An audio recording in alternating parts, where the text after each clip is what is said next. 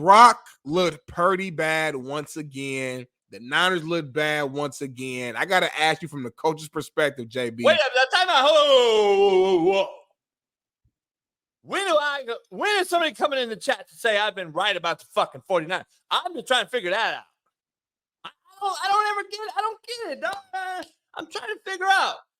They come at me tough when their team wins a game, but god damn, it's funny that I never get like, damn, JB, you was right. Look, there you go. What does that say? The 49ers starting the season 5-0. The 49ers losing their past 3 games. Just look a little different. I'm gonna be honest. The 3 game. How many they lost in a row? 4? I think it's 3 in a row. 3 in a row. Let me ask you something. They haven't really been in any of the games. If you look at it from a football perspective as a coach, they've actually been literally dominated on every front for 3 weeks in a row. Just telling you. I mean, they lost 31-17 yesterday. The Vikings was close, but the score was close, but the game was kind of like they dominated that game. 22-17 with the Vikings, and then the Browns won 19-17. The Browns had control that entirety of the game with a backup quarterback as well. What's going on? What is wrong with the 49ers, JB? It's Brock Purdy is one. But it's not totally his fault because we knew he wasn't that good because not everybody missed on the motherfucker, right? But here's the reason. It's a guy named Kyle Shanahan. That's why. And I'm tired of everybody giving him a pass. I'm the only one that stands on the hill and calling him overrated, most overrated coach of all time. I think I've said several times. You said it. Coach or John Lynch and him need to be called out more. They've lied to the fans. They've lied to the great Frisco fan base there in Santa Clara, California, which is an hour outside of Frisco, not even close to Frisco, by the way. But anyway, so you've lied to them. You've got on the podium and lied about quarterbacks. You've got on the podium and continue to lie about quarterbacks. You've got on the podium and said, we're not going to trade Trey Lance. 2 days later, you trade Trey Lance because you know you fucked up. You know you done fucked up, right? You know you done fucked up. So you need to come out. If you don't apologize like JB, then you don't apologize. But guess what? Somebody needs to start holding these motherfuckers accountable for having a roster so good and yet be so bad. Because I've been saying it for 2 years. You can't have a roster this talented and not have a big-time fucking quarterback. It just don't make sense. It's like putting fucking hubcaps on a goddamn Rolls Royce. Like, what sense does this shit make to anybody out here? Like, I'm trying to figure out how you put hubcaps on a fucking Rolls Royce. Like, guess who should be pissed? The Rolls Royce, the maker of the Rolls Royce, the owner of the Rolls Royce, the people sitting in the Rolls Royce. Guess who that is if you want to equate it? That's Christian McCaffrey from being traded to come over there. That's Trent Brown over there. That's Trent Williams for being one of the best tackles, just basically getting wasted. That's for the best, maybe the best linebacking core in football. That's maybe for a guy named Ayuk, Debo, and Kittles. Maybe 1, 2, 3 in their respective positions of all the NFL.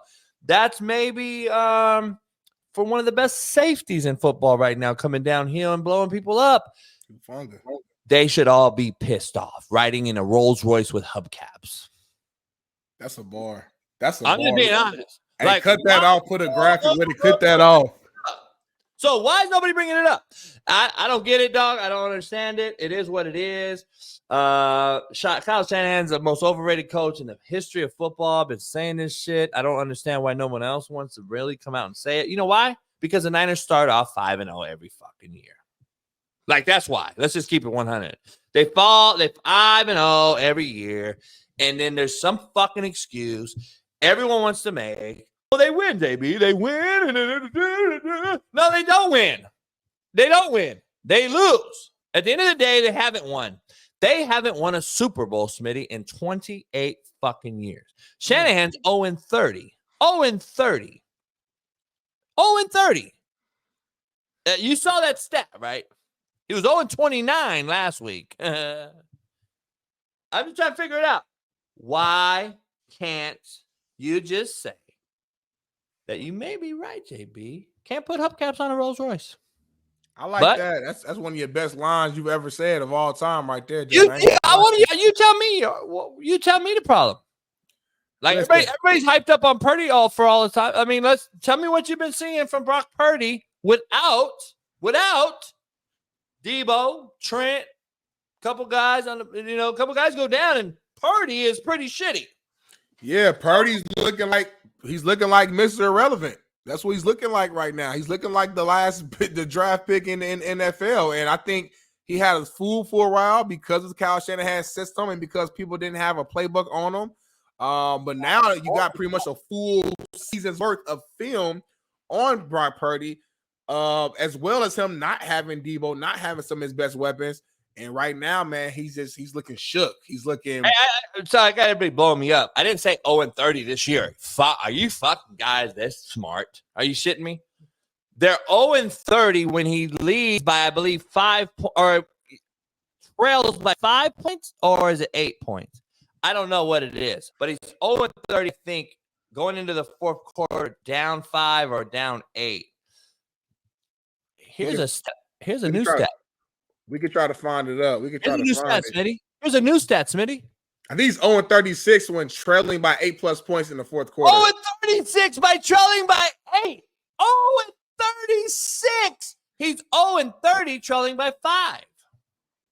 Yeah, so that's what it is, man. And yeah, Shanahan is the head guy, has to take some ownership in this. For whatever reason, his teams don't do well when trailing late. But the fact that they're even in that position, to me, it's not just Brock, though, man. We put a lot of onus on the defense and talk about how great that defense is and how, they're supposed to be top 3 in the league, arguably number 1. Last few weeks, they have not looked that great. They have not played that physical brand of football. All around, man. When Niners are at their best, the offense is clicking on all cylinders. They're running the ball down your throat. Everyone's blocking physically, playing hard defense, flying around, making big plays. Right now, it's like everyone's guessing. Everyone's playing like timid. Everyone's uncertain. And I get Trent's not there on offense and Debo's not there on offense, but that has nothing to do with the defensive side. Like, what's going on the defensive side? Like, guys aren't truly attacking the same manner in the same way that we're used to seeing the Niners brand of football in the way they were attacking earlier in the year. I can't say that it's just Debo missing because he's Purdy. He still has CMC. He still has Ayuk. He still has Kittle.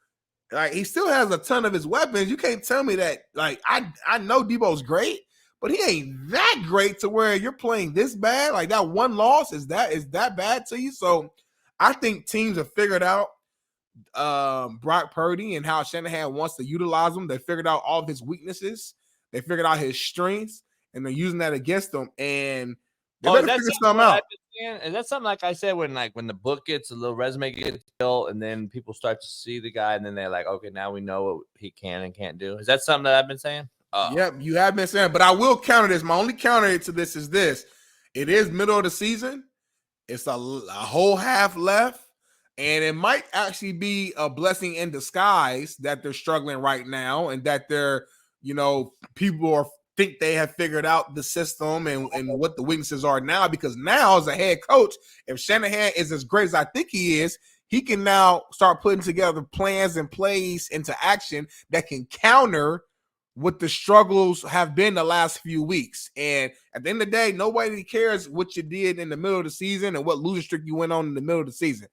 They want to know how hot you are at the end of the season come playoff time. So it might end up being a blessing in disguise that they're losing like this right now. Debo will come back. Trent Williams will come back. And I don't believe that this is the true essence of what the 49ers team is. They're better than this. We've seen them be better than this. I think Purdy is just in a slump right now. We've seen all quarterbacks getting slumps. I think he will bounce back. To what level? Only time will tell. But I know he's not this bad. So that third down conversion is a telltale sign that I look at. I go right to third down conversion. I go right to time of possession. Mm-hmm. They were 6th this season in third down conversion, roughly around 46%. The last 3 weeks, they're right at 40% third down conversion. That's huge. And that tells you, if you're a coach and understand football, that kind of tells you to, okay, now I know. It's like a doctor operating. Okay, if I do this, I cut this off, I know what's going to bleed out. I need to cut this and tie this off. And I got to go. One thing tells the person where to go with the other. If I'm a coach, I look at third down conversion. I look at time of possession. I look at turnovers. And I look at where the turnovers occurred. Did we flip the field on punt? On kickoff, return, did we hold them minus 20? I'm looking at these things as a coach, and I'm sitting there like, okay, that is why I look at why defense is bad. So from your point is my point. I'm going to look at offense and how bad, where the turnovers are, what's the third down conversions, why am I punting more than normal, why does the opposing team have the ball more than we do? Guess what? That means the defense on the field more. Ask Denver Broncos last year with the number 1 defense that never could score over fucking 13 points. At some point, your defense gets tired of it. Yeah. And you start to have a rift in the locker room, and then it starts to unfold. Guess what? This is Kyle Shanahan's MO. Because I've been telling people for 3 years, this offense that has been created in Frisco is similar to what Kansas City and Andy Reid's done. By the way, Shanahan and Andy Reid, same tree. So, if I want to break this down, go look at 3 years ago on my show. Go look at 2 years ago on my show. Go look at last year on my show. I said the 49ers will not win a Super Bowl if they cannot throw to the outside in late games. Because in the red zone, you do what Mahomes and the Kansas City Chiefs do. They throw shovel pass. They fucking run reverse to Debo. They go try to get Kittle the rock like Kansas City tries to get Kelsey the rock. You double team the tight end in the red zone. Guess what you do in real good teams that win Super Bowls? Dallas Cowboys, 49. Don't go to Dwight Clark. Guess what? I go to John Taylor. I go to Jerry Rice. Oh, you can't go to fucking Novacek? Guess where I go? Michael Irvin, Harper. 6'3", 6'4", wideouts. I can back shoulder fade, throw them in the back of the end zone. I can do things. Who are you going to throw? You're going to fucking throw back shoulder fade to 5'11" Brandon Ayuk? 5'11" Deebo Samuel? Yeah. But again, what does JB know? But I have to move Kittles at 6'5" outside maybe and figure out a formation that gets me a mismatched effect in a positive manner. He doesn't do it, dog. The red zone costs them. Purdy's barely can see over the line of scrimmage. Balls get batted more than any other quarterback in the NFL if you've watched him. He has a pretty low release, a 3-quarter release, we like to call it as a quarterback coach. He's not very tall. His O-line is 6'6", 6'7" across the board. It makes sense. So guess what? You need to either move him or do what Sean McVay does in L.A., move, waggle, boot, do things like that won him a Super Bowl by beating Kyle Shanahan, by the way, FYI, even though I know you're recency biased and they got blown out by the Cowboys yesterday. This is not the Rams Super Bowl winning team. So, you got to get an outside wide out, Smitty. Got to get a 6'4" guy that you can fucking throw the ball to when it counts. You can't do it. I'm going to sit there and play radar coverage on your ass. I'm going to play defense out here, and guess what? Big Smitty, you got BCCR over there. Boot count, come back, reverse. I'll have it over here. So if Debo comes by, well, you stay home. Buck the quarterback run game. Guess what? If Ayuk comes on this reverse, I'm going to stay over here. And guess what? In the meantime, you two double-team Kittles. And guess what? Throw the ball outside to one of the 5'10" wideouts. You got to have an outside wideout that can win one-on-one matchups, to throw a back shoulder, a 6'5" guy that can body you. That's been the problem. I've been saying it for 3 years. So, I don't know shit, though. I'm just on YouTube doing a show.